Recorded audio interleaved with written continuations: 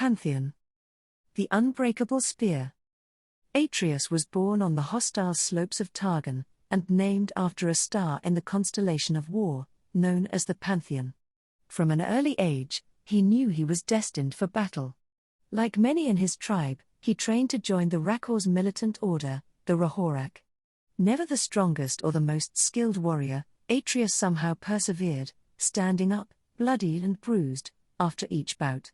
In time, he developed a fierce rivalry with a fellow recruit, Pylus, but no matter how often Atreus was cast onto the stones, he stood back up. Pylus was impressed by his unrelenting endurance, and through the blood they spilled in the training circle, a true brotherhood was born. Atreus and Pylus were among the Rakor who stumbled across a barbarian incursion, surviving the ambush that left the rest of their patrol dead. When the aspect of the sun refused to destroy these trespassers, Atreus and Pylus swore to capture the power of the aspects themselves by climbing to the peak of Mount Targon.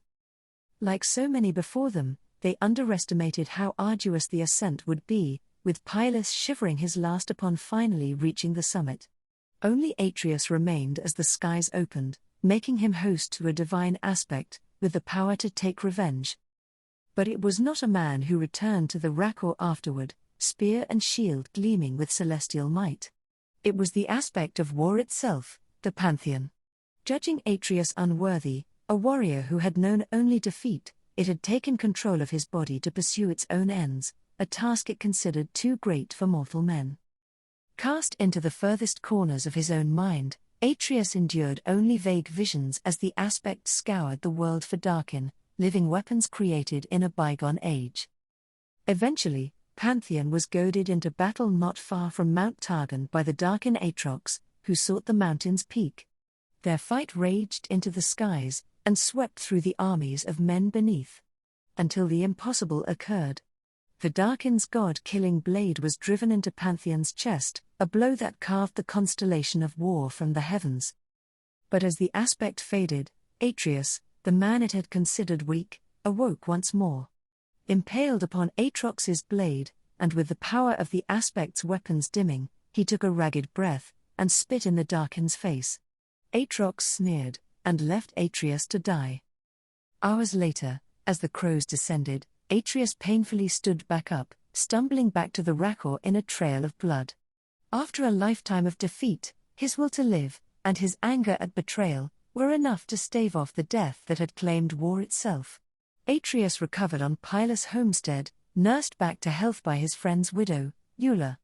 There, Atreus realized he'd spent his life looking to the stars, never considering what lay beneath. Unlike gods, mortals fought because they must, knowing that death lay in wait. It was a resilience he saw in all life, the threats unending. Indeed, barbarian invaders now threatened the Rakor's northern settlements, including Eula's farm. Though it was months before he could lift a spear, Atreus was determined to end this scourge himself, and eventually set out with the aspect's dulled weapons in hand. Yet, when he arrived, he found his sworn enemies already under siege. He knew from their cries, from the overwhelming stench of blood.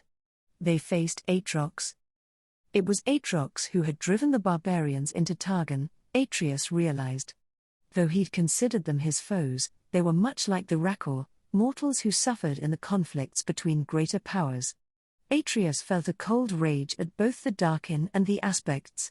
They were no different. They were the problem.